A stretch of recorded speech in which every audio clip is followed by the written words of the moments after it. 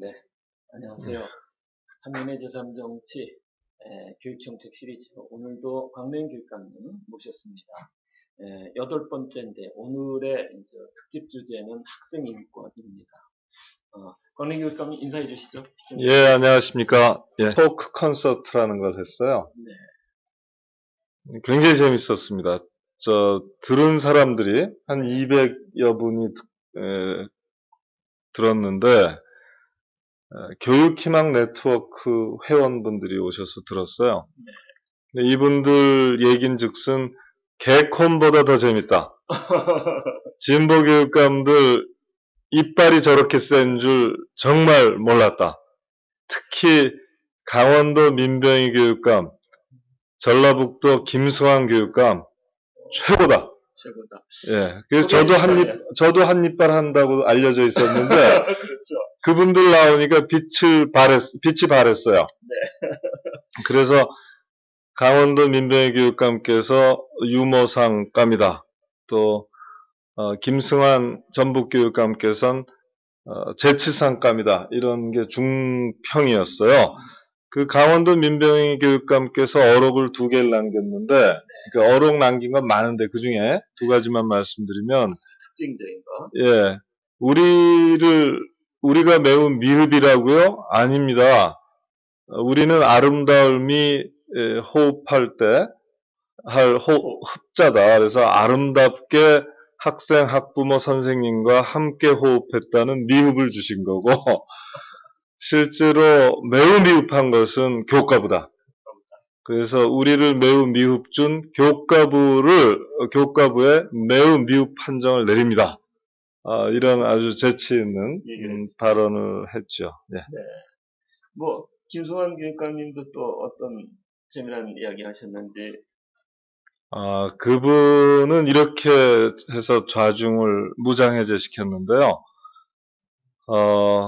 저는 이 5분과 달리 새벽 4시가 넘어서야 간신히 교육감 당선이 확정됐습니다.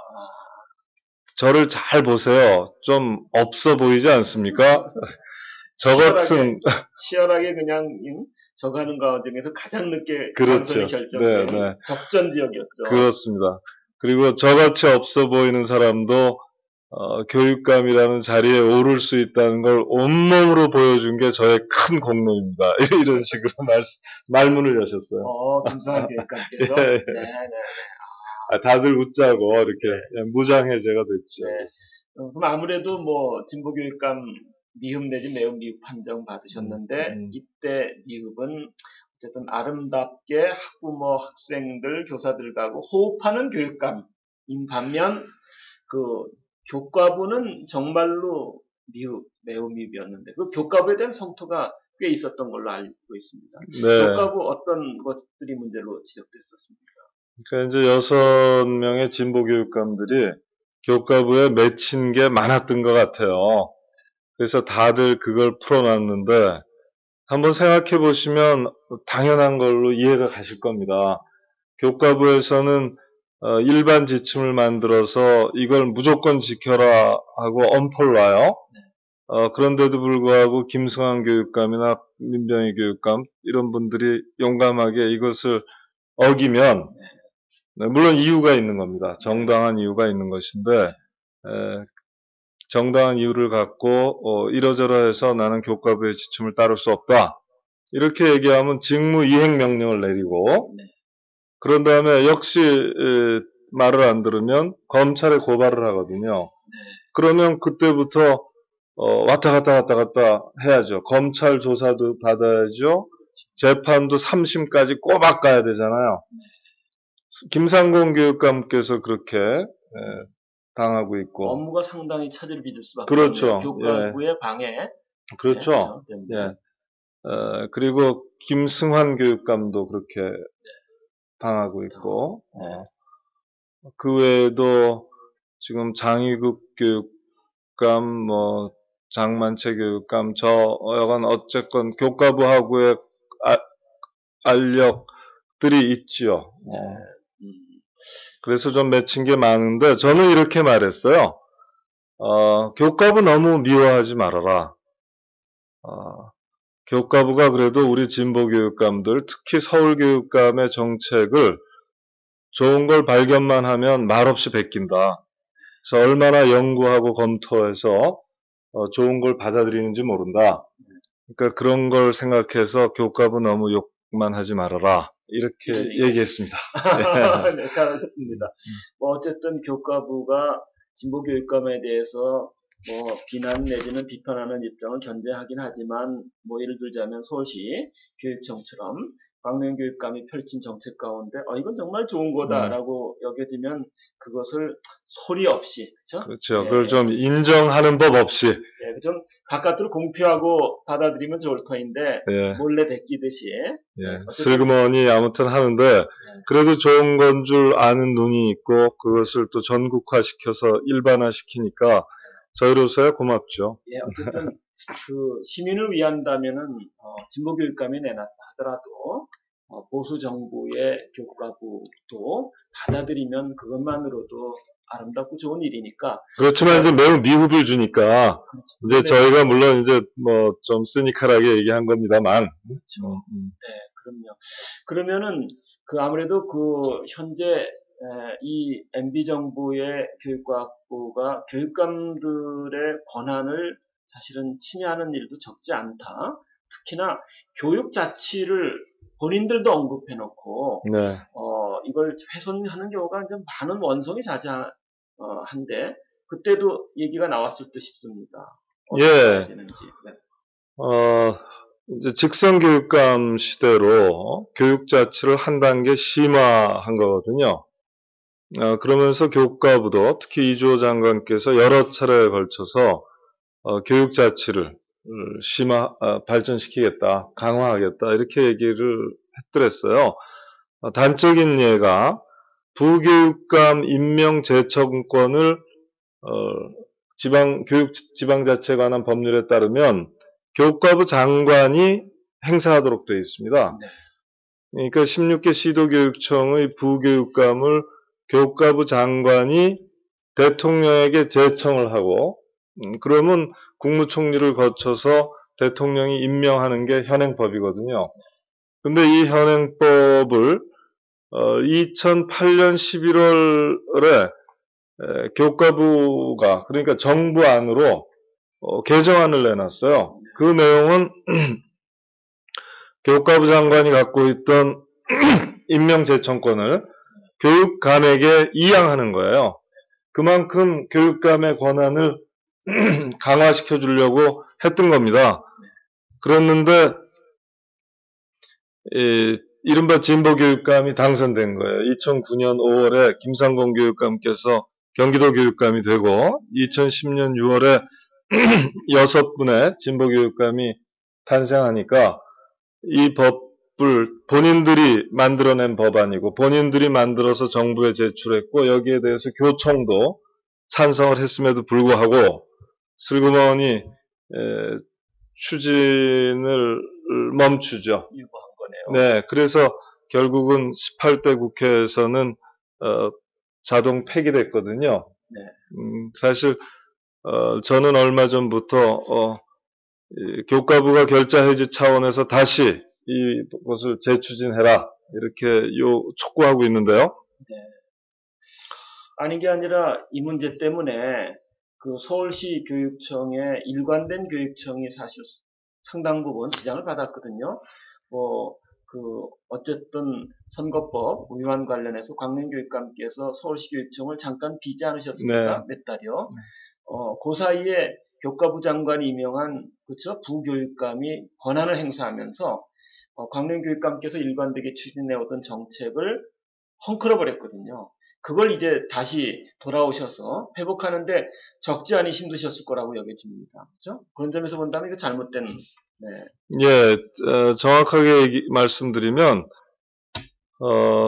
이제 지방교육자치와 지방행정자치가 있지 않습니까? 그러니까 지자체의 장, 시도지사, 도지사는 부지사 임명 제청권을 가져요.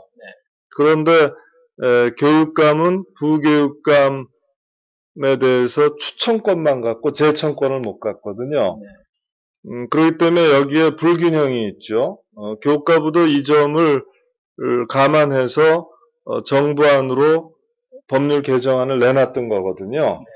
그렇기 때문에 이것은 반드시 추진돼야 됩니다. 똑같이 시도 주민에 의해서 직선되는 도지사와 교육감이 부지사 또는 부교육감을 선출하는 데 있어서 임명하는 데 있어서 서로 다른 권한을 가질 필요는 없지 않겠어요? 네. 이것은 이제 교육지방자치가 그 행정자치에 비해서 좀 중앙집권적 요소를 아직 털어내지 못했다는 뜻인데 교육과부가 이 사실을 인지하고 있고 법률안을 제출했으나 진보교육감이 대거 당선되자 이것을 앞두거라 하고서 내려놓은 꼴인데 이건 뭐 금반원이죠. 자기 원칙에 어긋나는 것이죠. 자기가 한 일인데 슬그머니 거둬들인 꼴이 됐고요. 이걸 다시 바꿔야 됩니다. 아무튼 직성교육감 시대라는 건 뭐냐 하면 유초, 중고등학교 교육은 직성교육감에게 맡기고 그래서 이 직성교육감은 주민에게 직접 선출돼서 주민에게 직접 책임지는 거 아닙니까? 교육감은 교육부 장관에게 책임지는 존재가 아니거든요. 교육감은 대통령에게 책임지는 존재가 아니거든요. 교육감은 오직 주민과 법령에만 책임지는 존재이거든요. 자, 법령에 대한 판단이 교육과부 장관과 교육감이 다를 수가 있어요. 그러면 이 판단이 결정적으로 확실하게 법령에 어긋나지 않는 이상 교육감의 판단을, 해석을 존중해 주는 게 도리인 겁니다. 그것이 직성교육감 시대의 교육과부 장관이 해야 할 일이에요. 그런데 지금 교육과부는 우리 교육감들의 해석이나 판단을 존중하지 않고 자꾸 윽박지르고 있죠. 그래서 저희 판단이나 해석이 옳다고 확신하고 또 법률 자문의 뒷받침을 받아서 그대로 밀고 나가면 대법원에 제소한다든가 검찰에 고발한다든가 직무명령, 직무이행명령을 내리는 등 아주 강제적인 권한을 행사하거든요. 이렇게 되면 학교 현장의 혼선이 커지는 겁니다. 대표적으로 오늘 얘기하는 학생인권 조례와 관련해서 학생인권과 관련해서 얼마나 많은 시비하고 딴지. 예, 딴지 걸고 발목을 잡았는지 몰라요. 천천히 말씀드리겠습니다. 예, 뭐 학생 인권으로 넘어가게 될 터인데 그 전에 그러면 트위터에는 뭐 바닷가에서 찍은 사진을 올리셨던데 네. 뭐 이 진보교육감님들 수다를 어디 공기 맑고 그죠? 파도 출석 있는 바닷가에서 한 것 같습니다. 예, 대천에서 했어요. 그 장소가 이제 서울교육청이 운영하는 대천 임해수련원이라고 있거든요. 그러니까 서울 학생들은 대천에 가서 카약, 또 요트, 래프팅, 그러니까 뗏목 같은 거, 뗏목 대신에 이제 물론 고무보트죠. 또는 바나나 보트, 이렇게 고속으로 질주하는 바나나 보트 이런 거를 얼마든지 즐길 수 있거든요. 그런 그 장소가 있어요. 그걸 대천 임해수련원 강당에서 그 교육희망 네트워크 회원들 200여 명과 이제 6명의 진보 교육감들이 모여서 이제 그 토크쇼를 한 것이었고요.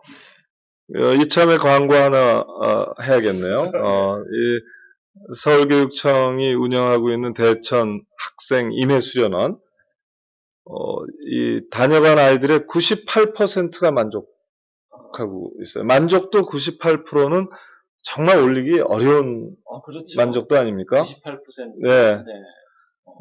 지금 그렇게 나오고 있는데요. 그러면 어떻게 거길 이용할 수 있습니까? 학교 단위로 또는 반 단위로, 학급 단위로 신청을 하면 이용을 하고요. 1년 12달 계속 이용하고 있습니다. 근데 이제 물론 서울 학생을 위한 해양 수련 활동이라든가 또는 기타 수련 활동 더 필요하고요. 그래서 강원도에 폐교도 지금 2개, 곧 구입할 거거든요. 네.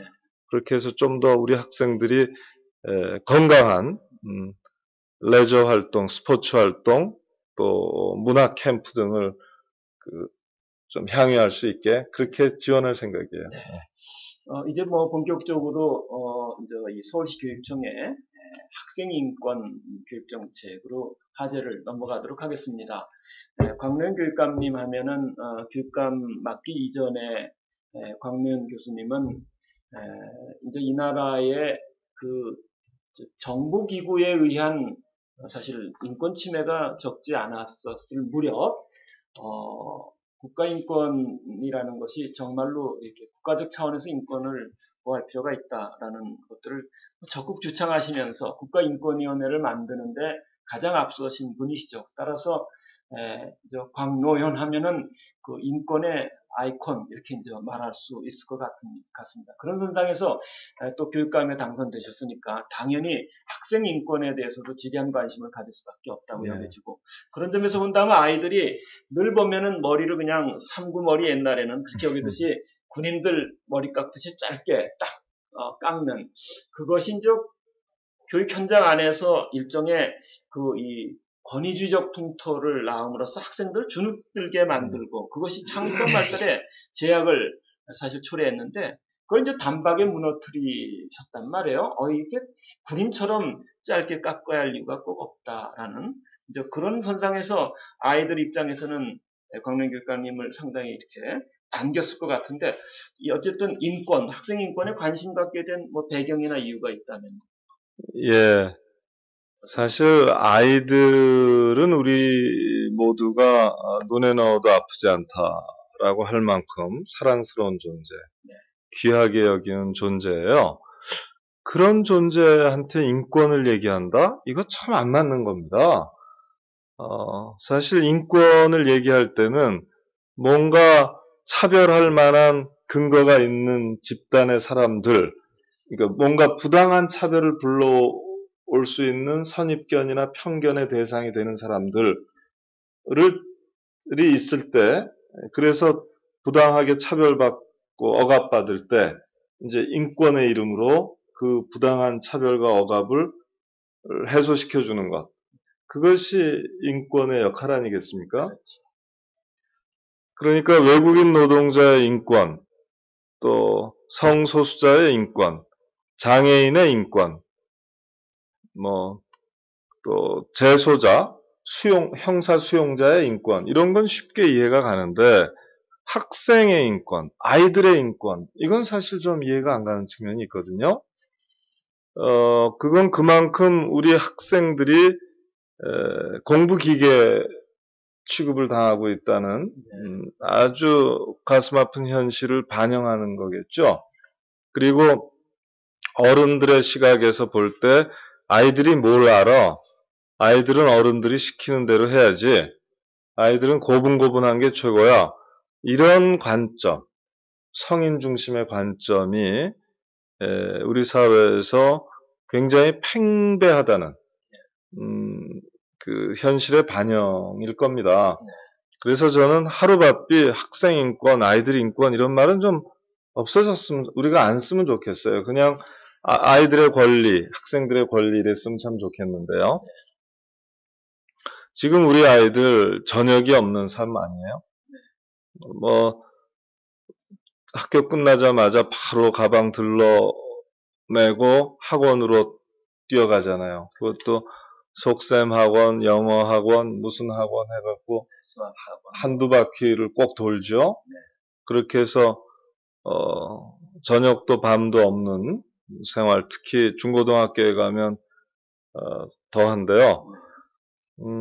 이런 현상을 문제 삼는 수단의 하나가, 그런 언어의 하나가 인권이다, 이렇게 생각을 하시면 좋을 것 같아요.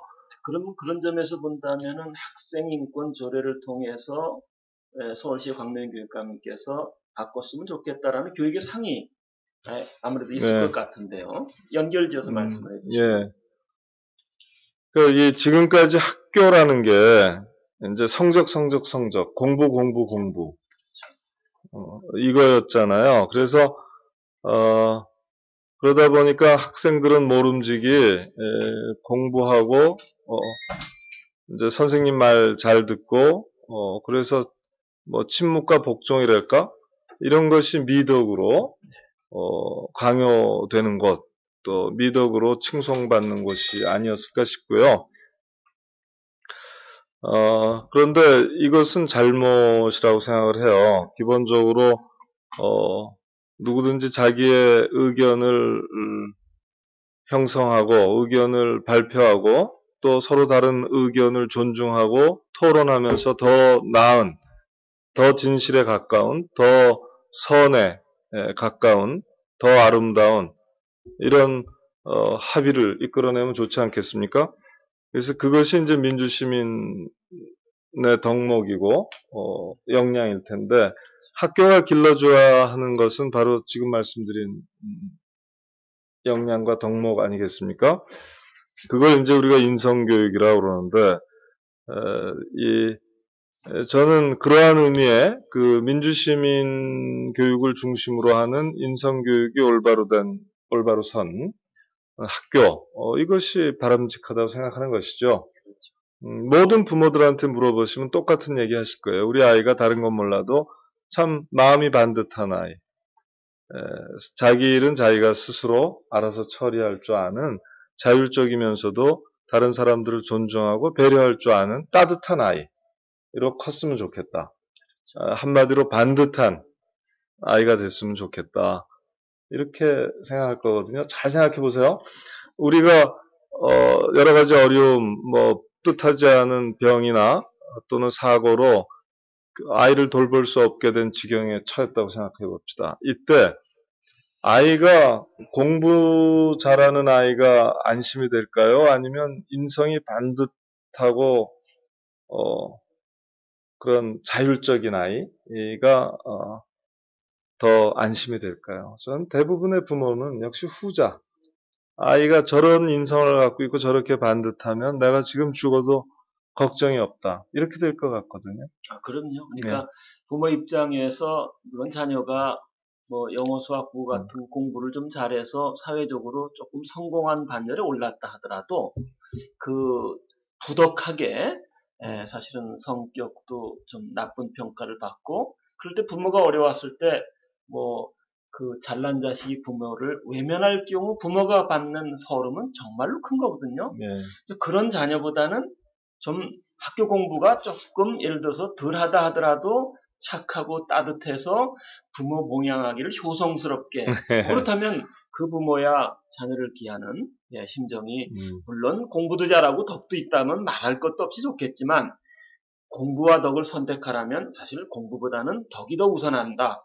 그렇죠. 바로 이제 교과부는 계산적 이성의 공부를 먼저 권한다면은 진보교육감님들께서는 그렇죠? 사람됨의 교육도 공부만큼 중요하다는 걸 같이 강조하시니까 그런 점에서 차이가 있다고 여기지네요. 그러니까 덕이 텃밭이죠. 마음이 텃밭이고 마음이 바로 경작될 때 비로소 그 위에 논리적 사고도 또 지식도 도움이 되는 것이지. 이 마음이 잘못되면 알고 있는 게 악에 봉사할 텐데요. 그렇죠. 네. 그런 점에서 그 학생 인권 조례를 보는 보수 언론이나 또는 이 교과부의 시선은 이 학생 인권 조례가 학교를 자꾸 혼란에 빠뜨리는 거 아니야? 이렇게 삐딱한 시각으로 본단 말이에요. 교과부의 기준으로 재단했을 때 진보교육감이 매우 미흡 판정을 받은 것과 동일하게 학생 인권 조례도 학교 현장에서 혼란을 초래하고 있지 않아? 이런 잘못된 이야기가 계속해서 연출돼서 나오는데 이거 어떻게 봐야 되는지요? 우선 학생인권 조례가 만들어졌다고 해서 학교가 혼란에 빠졌다는 얘기는 정말 이해하기는 어려운 겁니다. 이제 체벌 금지 때문에 생활지도가 좀 어려워졌다. 그 말씀에는 저는 동의합니다. 그렇지만 그걸 넘어서 학생인권 조례 때문에 학교 현장 전체가 혼란에 빠졌다. 이것은 안 맞죠. 왜냐하면 학생인권 조례는 학생을 이렇게 저렇게 대접하라고 그 기준을 정하고 있거든요. 오히려 과거에 없이 명확한 기준이 생겼기 때문에 혼란은 아니죠. 다만 과거의 관행과 다른 기준이 있기 때문에 그 기준은 명확하게 있는데 과거의 관행적 기준과 다른 기준이 제시가 돼서 이제 그 실천하기가 좀 어렵다. 뭐 이런 뜻이겠죠. 뜻 자체는. 그러면 뭐 그건 부모님들이 자녀를 키울 때 동일하게 느끼실 거라고 여겨지는데 그 가부장적 권위의 몸에 배인 예를 들어서 예전에 아버지가 어머니나 그 다음에 집안의 자녀들을 호각을 이 불어대면서 차렷 열중시키고 그냥 큰 소리를 쳐대면서 이렇게 되면 일단 분위기가 차렷 자세로 바로 잡히긴 하겠죠. 네. 근데 그런 상황에서 아이들은 사실 부모하고 내놓고서 의논을 한다든가 하지 않거든요. 그리고서 이제 자칫하면 삐뚤어질 수도 있는데 이런 것보다는 부모가 자녀를 대할 때 자녀들에게 묻기도 하고 또 그래서 답변도 듣고 그렇죠? 그리고 함께 놀기도 하고 그럴 때 그냥 차라리 열중쇼 이렇게 단박에 분위기 잡는 것보다는 이게 노력할 때 힘이 드는 건 사실이거든요. 그렇죠. 부모 입장에서도 물론이죠. 부모가 자녀를 사랑하는 부모조차도 힘이 들다면 학교 현장의 선생님들이 학생들의 인권을 존중하는 선상에서 또 교육도 새롭게 펼치려면 조금 힘든 건 사실이겠다. 그렇죠. 그러나 네. 그것이 혼란이기보다는 교육을 바로잡는 방향으로 오히려 그죠? 가리라고 여겨지시는 그렇죠. 거죠. 그렇게 생각합니다. 물론 이제 새로운 도전이고 과제라 좀 어렵죠. 그게 그냥 쉽게 되는 건 아니죠. 그렇기 때문에 저희가 선생님한테 새로운 무기를 손에 쥐어드리려고 그래요. 네. 그러니까 선생님들은 학생인권 조례 때문에 체벌을 내려놓으셔야 되고 소지품 검사나 두발 규제를 내려놓으셔야 되지 않습니까? 바로 그 점에서 학생인권 조례 때문에 선생님들의 학생 지도가 어려워졌다는 불만의 소리하고 연동이 되는데 그렇죠. 그걸 좀 해소시켜 주시죠. 네. 네. 그래서 이것을 해소하기 위해서는 이제 두 가지가 가장 중요하다고 보는데요. 하나는 선생님한테 새로운 무기가 있어야 된다. 이것은 선생님은 무엇보다도 아이들의 감정을 이해하고 감정까지를 감안해서 아이들을 지도하셔야 되거든요. 그러니까 지금 우리가 리더십이니 멘토링이니 코칭이니 이런 얘기를 많이 하는데 이런 그 기술의 근본은 참을성과 존중입니다. 참을성 있게 존중해주고 또 감정의 흐름마저도 이해해서 감정적으로 대하지 않는 것. 또 감정의 격발을 유도하지 않는 그런 아주 비폭력적인 대화 같은 거에 능숙해지는 것. 이걸 필요로 하거든요. 지금 학교 선생님들께서 이제 이와 같은 기량을 충분히 닦지 못하신 경우가 많기 때문에 이 부분을 보강시켜 드려야 되겠다 해서 서울 교사 8만 명 가까운 교사들에게 2014년까지 최소한 15시간 이상의 감정 코칭 연수를 시켜드리고 원하는 분에게는 60시간의 심화 코스까지도 제공해 드릴 거고요. 금년에만 10,000명의 선생님들에게 지금 말씀드린 감정 코칭 클래스 연수를 제공합니다. 또 두 번째로는 아이들의 자치 활동을 보장해 줘야 됩니다. 학급 회의를 저무도록 열어서 아이들의 학교 생활에 대해서 아이들이 그 공론화의 장을 열어나가고 그 가운데서 올바른 길을 찾아내서 내는 그런 훈련을 스스로 해야 되거든요. 그런 의미에서 투 트랙이죠. 하나는 학생들에게는 참여와 자율을 보장해주고 선생님에게는 감정 코칭 역량을 보강해드리고 하는 것이 꼭 필요하다고 봅니다. 그러면 학생 지도하기가 훨씬 수월해지죠. 물론 여기에 학생들에게 이제 전문적인 상담 서비스를 해줄 수 있는 학생들의 고충을 주의 깊게 따뜻하게 경청하는 훈련을 받은 전문적인 상담 인력을 배치하는 건데요. 서울교육의 경우에 2010년 11월부터 모든 중학교에 전문 상담 인력이 배치되어 있는 상황이고요. 그렇기 때문에 이 부분에서는 좀 서울교육이 확실하게 앞서가고 있다고 말씀드릴 수 있습니다. 네. 그러니까 뭐 한국 사회가 어쨌거나 산업화를 거치면서 또 우리가 도움을 많이 받은 미국식 제도를 많이 쫓다 보니까 자유주의도 많이 들어왔고 또 개인주의화되는 경향도 많이 들어왔습니다. 그 과정에서 최근 들어서 부부간에도 말다툼과 이제 이혼으로 이행하는 경우가 많은데 그 주된 이유 중에 하나는 이제 남성 가장이 그 부인을 대할 때 가부장적 권위로 대하려는 위압적 자세가 사실 문제를 불러일으켰거든요. 그래서 요즘 황혼 이혼도 점차 많아져 가는데 그 점에서 그 남성, 예를 들어서 남편이 좀 슬기로워질 필요가 있다고 여겨지죠. 기존에 대하던 방식 그대로 자칫 대했다가는 사실 나이 먹어서 그 마누라한테 찬밥 심사 되듯이. 그래서 가정을 사실 아름답게 꾸려야 자녀들이 건강하게 자라듯이요. 그럴 때 가부장적인 남성도 태도를 바꿔야 되는데 이 1대1의 관계도 사실 남편으로서 쉽지 않은데 선생님들은 수십 명의 학생들을 그렇죠? 따뜻한 교육으로 이끌어야 되니까 사실 이게 굉장히 힘이 많이 드는 거거든요. 물론입니다. 선생님들의 그 불만이 어쨌든 있을 수밖에 없어서 교육감께서도 또 선생님들을 위한 따뜻한 정책적 배려를 아마 하고 있는 걸로 알고 있습니다. 네. 그렇죠? 이걸 안 하면은 선생님들의 그 불만이 좀 커질 것 같아서 그렇죠? 좀 교사 선생님들을 위해서 좀 따뜻한 그렇죠? 얘기를 또 이렇게 정책적으로 하고 있는 걸 말씀을 좀 더 해주시면 어떻습니까? 글쎄요, 지금 말씀드렸던 것처럼, 이제 감정 코칭 역량, 리더십 역량, 멘토링 역량이 오늘날 교사에게 요구되는 가장 핵심적인 역량이다. 과거와 달라서 지금 지식은 인터넷의 바다에 둥둥 떠다니고 있고, 우리 아이들에게 필요한 것은 그 둥둥 떠다니는 지식 중에서 자기 몸에 달라붙는 것을 찾아내고 연결하고 의미를 부여하는 그런 훈련 아니겠어요?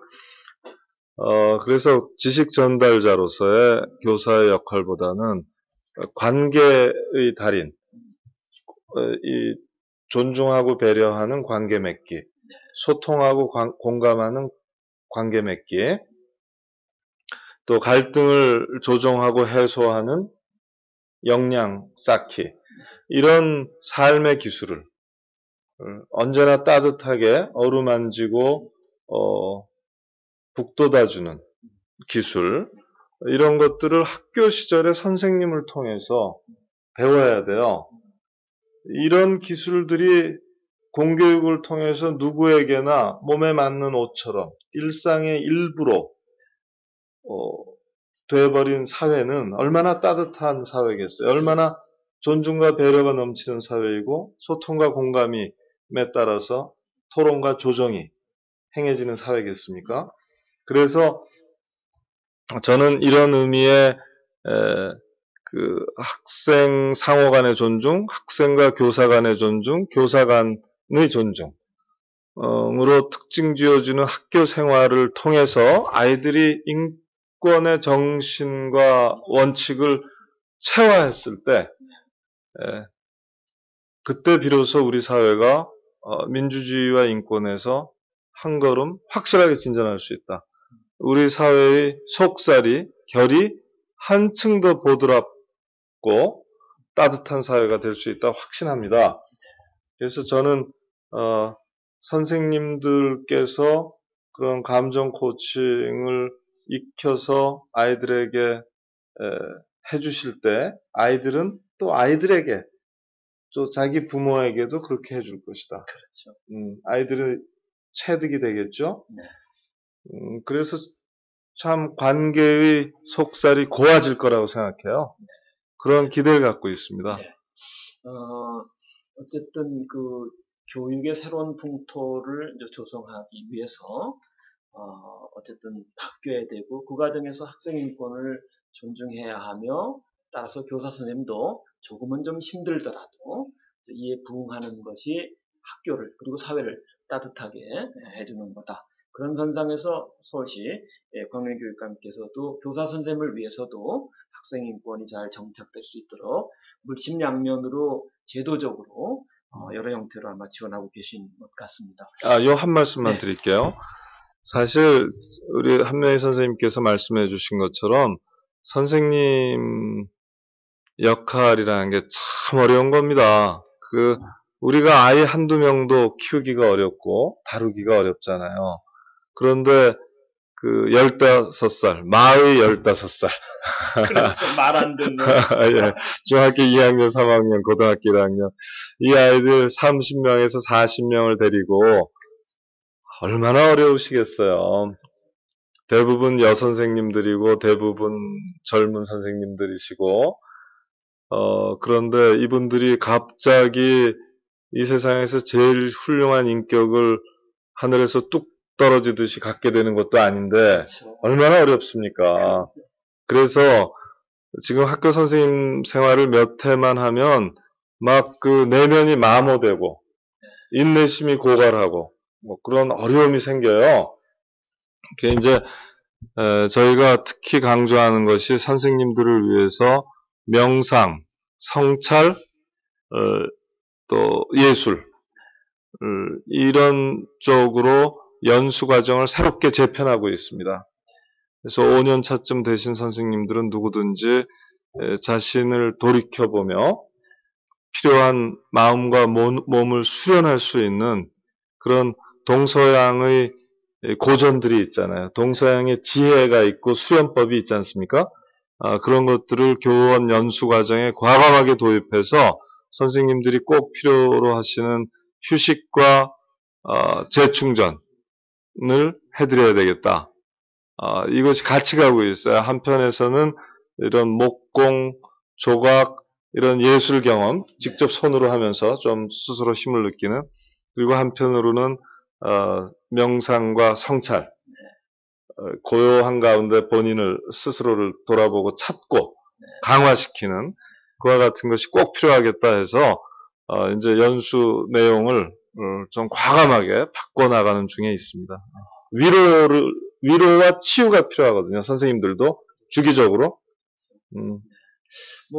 그 말씀을 들으니까 제가 한 10여 년 전에 대안학교인 녹색대학을 만들면서 녹색대학 프로그램에 자연과 호흡하는 그런 예를 들어서 생명살림 농사도 짓지만 또 한편으로는 그 내면을 성찰하면서 가다듬는 명상 그리고 또 몸의 병도 이렇게 치유하는 자연의학 이런 프로그램들을 돌리면서 우리 사회 기존 그 교육제도가 갖는 문제점들에 대해서 늘 한탄했었는데 그런 내용에 적지 않은 부분을 서울시에서는 우리 광명교육감께서 염두에 두고 이제 정책을 펼쳐 나가고 계시기 때문에 교사 선생님들도 학생 인권 풀어나가는데 다소 어려움이 있다 하더라도 이게 중대한 사명을 완수하는 데 동참하는 일이라고 생각을 하신다면 아주 기쁜 그쵸? 마음가짐으로 해내는 것이 가능하다라고 여겨집니다. 문제는 또 이 교과부가 또 여전히 문제가 될 수 있을 것 같아요. 교과부가 학생인권 조례에 대해서 어쨌든 제의를 요청했고요. 그렇죠? 그리고 인권 옹호관, 학생인권 옹호관 그렇죠?에 대해서도 같은 대응을 한 걸로 알려져 있는데 이 과정에서 이런 장도를 어떻게 풀어나가야 온전하게 정착이 될 수 있을까요? 정말 저는 이해할 수 없고 또 유감스럽게 생각하는 것이 교과부가 학생인권 조례, 서울시 의회가 통과시킨 제정한 학생인권 조례를 두고 한 일련의 행태들이에요. 우선 제의 요구를 해라. 이렇게 해서 시의회의 결정을 에 죄를 뿌리죠. 그런 다음에 제가 이제 없는 동안에 제의 요구가 이루어졌고 제가 그것을 철회하자 이제 효력이 확정돼서 공포했단 말씀이죠. 그러고 나니까 이 조례의 효력을 다투겠다고 대법원에 제소했어요. 자, 대법원에 제소는 돼 있지만 이 조례는 살아있는 조례죠. 아직 효력이 없어진 게 아니니까요. 대법원의 판결이 나야 만약에 이 조례가 상위법에 위반된다 이런 판결이 난다면 그럴 리가 만무하지만 그러면 그때 가서야 효력을 상실하는 거거든요. 그러니까 저는 당연히 서울시 의회가 제정한 학생인권 조례에 따라서 학칙을 개정하십시오라는 공문을 학교로 보냈습니다. 그랬더니 교육부 장관이 다시 저의 지시죠. 그 조례에 따른 학칙 개정 지시를 정지 명령을 했습니다. 정지시키는 명령을 냈어요. 그러고서는 그 초중등교육법 시행령을 개정해서 두발에 관한 사항을 학칙의 필수 기재사항으로 개정을 했어요. 만들어놨고 이것에 따라서 학칙을 개정하라고 다그치고 있어요. 자, 보십시오. 학교 현장에서 보면 어느 장단에 춤을 춰야 됩니까? 그렇죠. 정말 교육부가 엄청난 혼선을 야기시키고 있어요. 그런데 교육부가 그 다음에 한 일은 뭐냐면 이제 시의회가 학생인권 조례에 따라서 학생인권 옹호관 조례를 또 만들었거든요. 왜냐하면 학생인권 조례에 따르면 학생인권 옹호관을 둬서 학생인권을 옹호하도록 해놨거든요. 다만 그 학생인권 옹호관의 근무 조건과 보상에 대해서는 그 지위와 보상에 대해서는 또 조례로 정한다라고 했기 때문에 서울시의회가 당연히 학생인권 옹호관 조례를 제정한 겁니다. 한 줄짜리예요. 지방계약직 공무원으로 한다 이런 식으로 한 줄짜리인데 여기에 대해서 다시 제의 요구를 했고 그 다음에 서울시의회가 재의결했음에도 불구하고 즉 제적의원의 3분의 2가 넘는 압도적인 표결로 과반수가 출석하고 출석위원의 3분의 2가 넘는 특별 결의 요건을 충족해서 재의결을 했어요. 그랬더니 이것을 또 대법원에 제소하려고 하고 있거든요. 그 학생인권과 관련해서 단 한 걸음도 나갈 수 없게 사사건건 고춧가루를 뿌리고 발목을 잡고 있는 겁니다. 정말 일반적으로 편하게 얘기하면 학생인권과 무슨 원수지간도 아닌데 아니 교육부라는 데가 당연히 학생인권을 보장해야 되는 데거든요. 왜냐하면 교육기본법과 초중등교육법의 명문으로 학교는 학생의 인권을 최대한 보장해야 된다고 돼 있어요. 규정이 들어와 있습니다. 명문의 규정이 있어요. 그리고 국민의 인권을 보장하는 것은 국가의 으뜸 책무 아닙니까? 학생은 국민의 일부 아닙니까? 그렇기 때문에 학생의 인권을 보장하는 것도 국가의 으뜸 책무예요. 그 국가를 대표하는 것이 학생과 관련해서는 교육부 장관인 것이고요. 마땅히 교육부 장관이 해야 할 일을 교육감들이 한 겁니다. 안 하고 있으니까 한 거예요. 그랬는데 교육부 장관은 우리의 학생인권 조례가 서울서 만들고 경기도에서 만들고 광주에서 만든 그 학생인권 조례가 체벌을 절대적으로 금지하는 거에 대해서 상은 주지 못할 망정. 그것이 상위법 위반이라고 하면서 대법원에 제소하고 그랬기 때문에 제소했기 때문에 후속 조치를 절대로 못하게 하겠다는 거예요. 그래서 사사건건 다 막고 있는 거거든요. 이게 도대체 어떻게 된 일인지. 그래서 제가 이렇게 얘기했어요. 인권보장이라는 것은 시대의 요구다. 이 시대의 요구를 꼼수로 덮을 수 있다고 생각하느냐? 인권의 행진을 일단 시작을 했는데 우리에게 인권을 달라고 아이들이 아우성을 치며 외치기 시작했는데 이 인권의 행진을 명령으로 멈출 수 있다고 생각하느냐? 착각도 치명적 착각이고 과대망상이다. 이건 이렇게 얘기를 하면서 달게 목을 비틀어도 새벽이 오잖아요. 학생인권 조례의 발목을 아무리 잡고 비틀어도 학생인권 시대가 이미 와 있어요. 아이들의 열망 속에 와 있습니다. 어른들의 각성 속에 와 있어요. 시의회, 도의회의 조례 속에 이미 와 있어요. 이것을 애써서 시비 걸고 가로막는 것이 과연 유엔 아동인권 조약을批准한 나라. 유엔 아동인권 위원장이 누군 줄 아세요?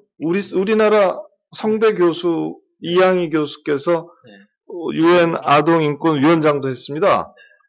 이런 나라의 교과부 장관이 할 수 있는 일이냐? 이거야말로 해외 투피감이다.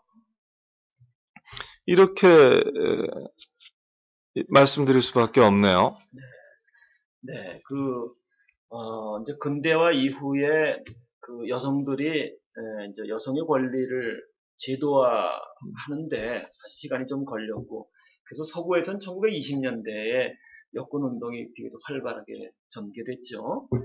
물론 지금까지도 계속되고 있습니다만. 그리고 또, 이제 인종차별주의 선상에서 흑인, 예를 들어서 권리운동이 미국의 경우에도 이제 1960년대 마틴 루터 킹 목사를 비롯해서 본격화되었죠. 그리고 이제 1970년대에서 20세기 말 들어가면서 심지어는 환경 문제가 심화되면서 그 인간의 환경권, 더 나아가서는 그 미래 세대 인간의 환경권까지 존중받고 있는 시점으로 지금 가파르게 가고 있습니다. 그리고 더 나아가서는 저는 지금은 좀 정치 철학 성격을 띠고 있기도 하지만 생태 철학자로서 그 환경 문제가 심화되는 과정에서 자연적 존재의 권리, 법적 권리까지도 운이되는 시점에 너무 당연하게 학생들의 인권은 존중됐어야 마땅한데, 그리고 이미 서구는 그 길을 갔는데 한국에서 그걸 하자는 거에 대해서 사사건건 발목 잡는 정권에 대해서 정말 이해하기 어렵습니다. 이게 교권 조례와 관련해서도 교과부가 시비 걷는 건 마찬가지인 것 같은데요. 연관지어서 말씀을 좀 해주시죠. 예. 이제 인권과 교권, 학생인권과 교권은 서로 대립하고 모순되는 게 아닙니다. 서로 제로섬이 아니죠. 학생인권을, 즉 학생의 존엄성을 언어적으로나 어떤 종합적으로 다 존중하고 그것을 신장시켜 주고자 하는 것이 교육이고요. 이렇게 교육할 때 교사의 권위는 저절로 확립되는 거거든요. 가르치고 보살피는 행위는 원래 권위를 만들어낼 수밖에 없습니다. 다만 거칠지 않게, 난폭하지 않게, 상대방의 감정까지를 존중하면서 가르치고 보살필 때 사랑과 존경이라는 덤을 받게 되거든요. 누구든지. 이럼에도 불구하고 지금 이제 학부모들 교권이 상당히 교사의 권위가 굉장히 실추되어 있습니다. 그것은 학생인권 조례 때문이 아니고 한편으로는 입시 경쟁 교육으로 공교육이 황폐화된 현실을 반영하는 것이고요. 또 한편으로는 이제 신세대 아이들의 특징, 제대로 가정교육을 받지 못하고 그런 산물인데 이것은 이제 또 가정의 해체나 가정의 위기가 광범위하게 진행된 것과 무관하지 않은 거지 않습니까? 이런 현실 속에서 교사의 권위가 몹시 실추되어 있기 때문에 원래 권위라는 것은 각자가 확보하는 거예요. 그럼에도 불구하고 못된 학부모가 있을 경우 여기로부터 보호해야 되고 또 못된 학생이 있을 경우 또 단호하게 징계도 할 수 있고 격리도 할 수 있게 해야 된다. 그 생각해서 그 교권조례를 만들었거든요. 근데 여기에 대해서 또 교과부가 발목을 잡으리라고는 진짜 생각을 못했는데 아마도 일부 교장 선생님들이 교권조례에 대해서 그 좀 뜨악한 좀 걱정을 갖고 계시기 때문에 거기에 또 편승해서 고춧가루를 뿌린 게 아닌가 하는 생각까지 드는데요. 아무튼 진짜 이해할 수 없는 일입니다. 교권조례도 서울시의회가 재의결을 했습니다. 예, 아무래도 이제 학생 인권과 관련해서 이제 논의되긴 하고 또 교권도 중요하고 근데 이 과정에서 우리 교육이 이제 입시 경쟁 위주로 가다 보니까 입시 경쟁에서 조금 이탈하거나 소외된 사각지대 선상에서 학교 폭력이 또 야기되는 측면이 있거든요. 그러면 요 학교 폭력 문제에 대한 교육감님의 생각이나 교육청의 정책적 접근은 또 어떤 것인지요? 예, 학교 폭력을 낳는 근본 원인은 인성교육을 도외시하고 입시 경쟁 교육에 매달려 온 것이라고 생각하고요. 그래서 기본적으로 이 부분을 바꿔야 되는데 이것은 이제 가까이는 대학 입시제도 또 서열화된 대학 체제 학벌 사회에 또 그 비정규직 경제, 불안 경제까지 이르는 또 그 뒤에 있는 우리들의 잘못된 욕망 구조까지 이르는 아주 큰 그 문제군이 도사리고 있고요. 또 한 부분으로는 그래서 이것은 우리 국가 공동체가 다 같이 힘을 합쳐서 풀어나가야 될 문제로 보고요. 학교 내적인 문제로 국한시킨다면 학교 폭력이 발생할 때 이것을 제대로 신고하고 이것을 공정하게 조사하고 그러니까 철저하게 조사하고 공정하게 처리할 수 있는 누구나가 알 수 있는 절차가 확립되어 있어야 되겠죠. 그리고 학교 폭력이 발생했을 때 피해자에게 적절한 상담과 지원을 해줄 수 있는 체계가 갖춰져 있어야 되겠죠. 그동안 학교에는 지금 말씀드린 부분이 상당히 미흡했다고 생각해요. 금년 3월, 그러니까 작년 연말부터 학교 폭력 문제가 전 사회적 이슈로 대두되면서 정부 합동으로 그런 학교 폭력 대책이 발표됐고 그 중에 아주 중요한 것이 그런 학교 내의 그런 학교 폭력 신고 및 처리 시스템을 정비하고 보완하는 문제 그리고 피해 학생에 대한 상담과 지원을 강화하는 문제 그리고 가해 학생에 대한 처벌을 강화하고 또 선도를 특별교육 같은 것이 용이하게 이루어질 수 있도록 하는 행위 이제 이런 쪽으로 주로 얘기가 갔거든요. 그래서 서울시 교육청은 거기에 보태서 이것은 근치가 아니다. 이것은 가장 꼭 필요한 것이긴 하지만 거기에 머물러서는 결코 안 되는 매우 불충분한, 매우 미흡한 것이다. 이렇게 판단을 해서 두 가지를 하고자 했는데요. 하나는 연극을 도입한 거예요. 네. 요건 좀 이따 물어봐 주시겠습니까? 네네. 예, 연극을 도입한 게 하나 있고, 네. 그 다음엔 연극을 도입해서 아이들의 폭력에 대한 감수성을 키우려고 했습니다. 그리고 두 번째로는, 이 아이들 문제란 말이에요. 학교 폭력은. 아이들은 가해자이거나 피해자이거나 방관자이거나 동조자, 넷 중에 하나에 속하는 거거든요. 그래서 전체적으로 보면 모두가 가해자이고 모두가 피해자인 측면이 늘 있게 마련인데, 이 아이들, 이 아이들이 그래서 다 일상으로 경험하고 있는 거거든요. 그렇기 때문에 아이들이 가장 잘한다. 왜 발생하는지, 어떻게 전개되는지, 이것을 막으려면 어떤 개입이 필요한지, 또 그럼에도 불구하고 불거진 사고에 대해서는 어떻게 처리하는 것이 가장 좋은지를 아이들은 답을 알고 있을 것이다. 그러면 문제는 아이들은 다 답을 알고 있는데 이것을 공론화할 장이 없다. 이것을 공론화하기만 하면 아이들이 유효적절한 대책을 교실 안에서 수립할 것이다. 그렇다면 공론화의 장은 무엇이냐? 학급회의다. 이렇게 해서 학급회의를 활성화하고 학생 자치 활동을 활성화해야 된다. 이런 이제 두 가지 차원을 굉장히 강조했습니다. 지난번에 광명인 교육감님께서 그 문학예술 체육, 문예체 교육이 정상화될 필요가 있다는 것을 아마 2주 전이니까 제 기억으로는 7월 3일 날 이곳에 출연해서 말씀을 해주셨어요. 그리고 나서 7월 13일입니다.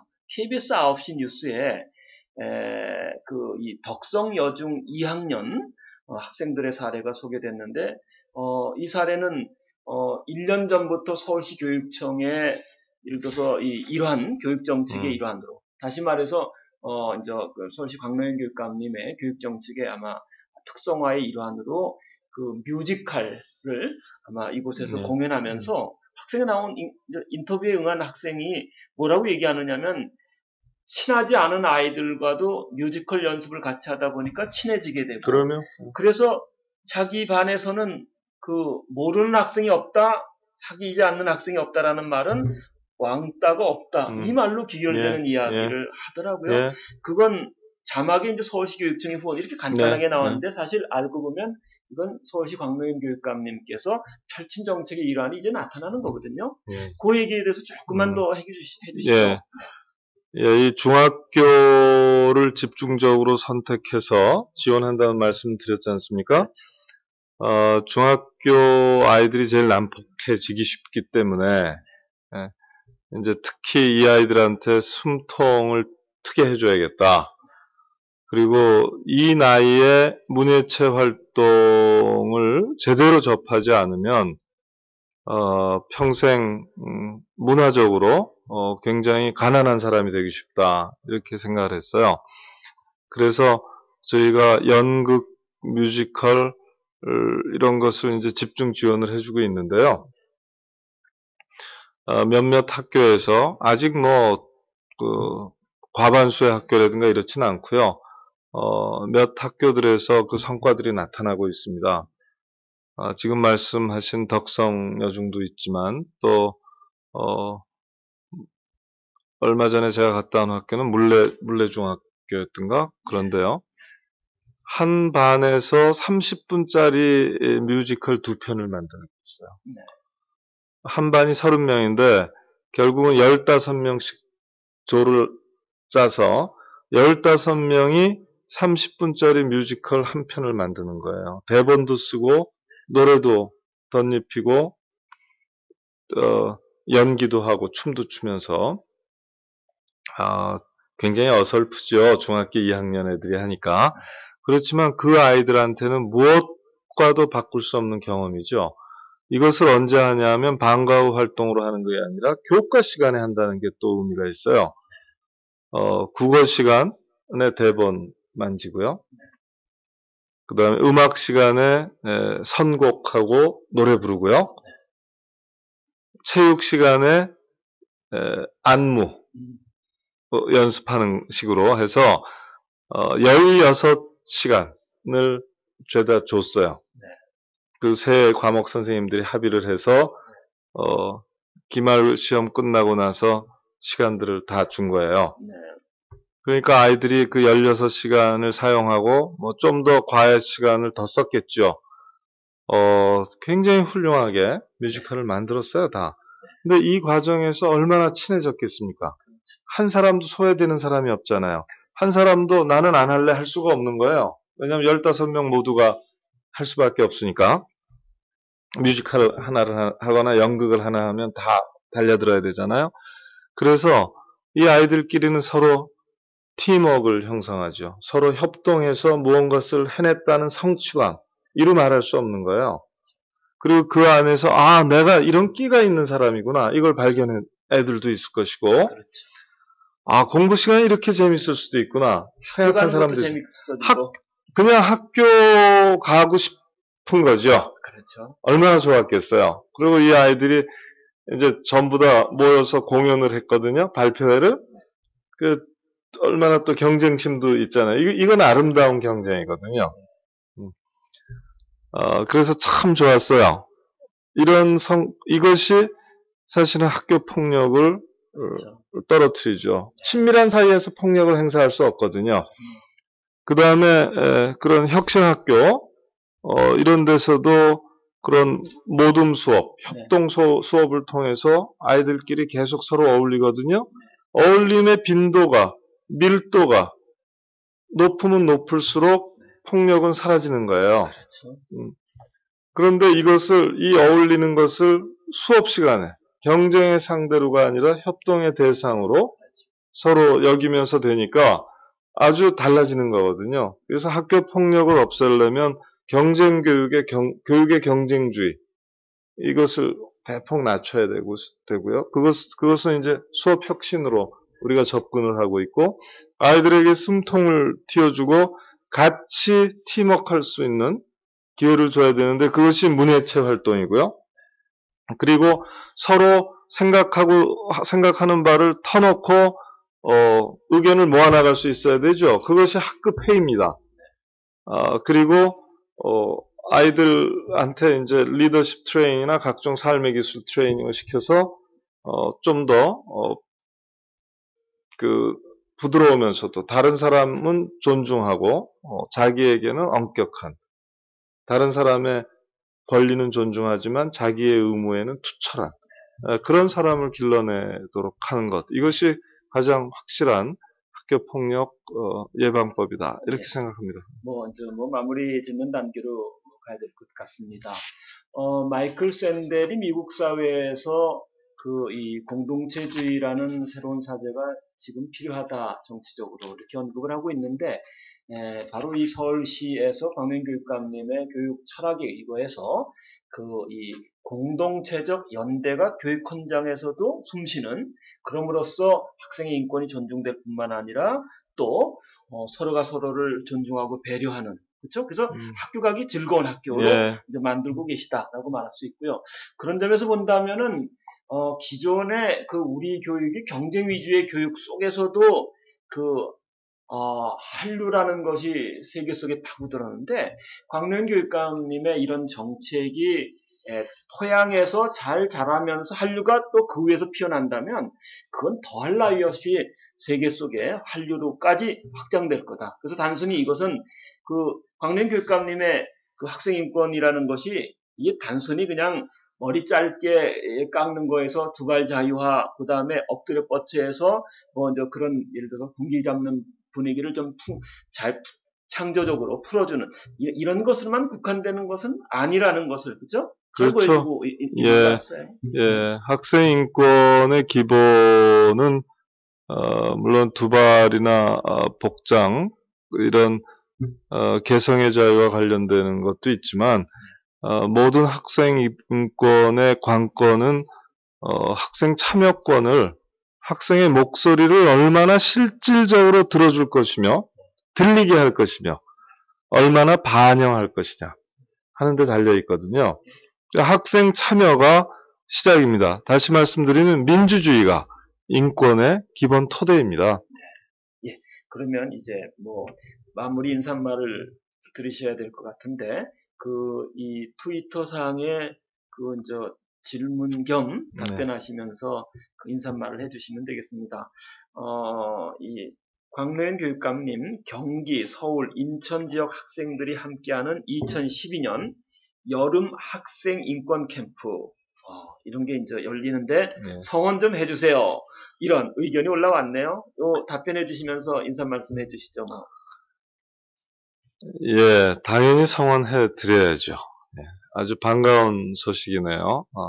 수도권 학생들이 여름 캠프를 인권을 주제로 연다는 얘기 아니겠습니까? 좋은 거라고 생각하고요. 저는 얼마 전에 이런 통계를 접했어요. OECD 나라 중에 우리나라 시민들의 행복도가 34개국 중에 32등을 한 거거든요. 네. 이게 참 묘하게 이 소식을 들으면서 저에게 오버랩되는 게 있었습니다. 우리 학생들의 행복도가 OECD 34개국 중에 꼴찌거든요. 그것도 현저한 꼴찌거든요. 자, 그러면 우리 사회는 어떻게 된 겁니까? 행복하지 않은 학생이 자라서 행복하지 않은 시민이 되어 있다는 거 아닙니까? 우리는 학생들에게 나중에 행복하기 위해서라도 너의 오늘의 행복을 유보하라고 그러죠. 물론 맞는 부분이 있습니다. 거기에는. 그렇지만 우리가 간과해서는 안 되는 것이 사실 오늘 행복한 사람이 내일도 행복할 수 있고 행복해지는 기술을 학교에서 배워야 됩니다. 함께 더불어 행복해지는 기술을 말이죠. 학생 인권으로 간다는 것은 그와 같은 문화를 서로 존중하고 배려하는 가운데 또 자기의 의견을 막힘없이 토로하고 수정하는 가운데 자기의 행동을 좀 잘못된 행동을 해도 실수할 수 있는 권리로 인정받는 가운데 자신의 차이를 차별로 연결시키지 않고 다만 다양성의 한 원천으로 존중받는 그런 학교 생활을 통해서 다 함께 행복해지는 훈련이 필요하다. 그리고 이 훈련의 초대가 바로 학생인권으로의 초대이다. 이렇게 말씀드리고요. 이런 의미에서 학생인권이 학교의 새로운 문화가 될 때 우리 사회는 인권이 보장되는 사회, 서로가 배려하고 존중할 줄 아는 사회, 서로가 소통하고 협력할 줄 아는 사회, 다시 말씀드려서 한 단계 더 성숙한 민주주의, 한 단계 더 성숙한 사회통합으로 나아갈 수 있다고 저는 확신합니다. 행복한 아이들이 행복한 학교를 만들고 행복한 학교가 행복한 사회를 만들 거라는 것이죠. 이것이 저희가 학생 인권을 통해서 얘기하고 싶은 겁니다. 학생 인권을 존중받음으로써 어려서부터 남의 인권을 존중하는 게 습관으로 체화가 된다면 이들이 20년 후에 30년 후에 만들어갈 사회는 훨씬 더 인간적인 사회, 더 성숙한 사회가 될 것이다. 이렇게 생각하고 시작한 것이 학생인권 프로젝트라는 점을 말씀드리겠습니다. 네.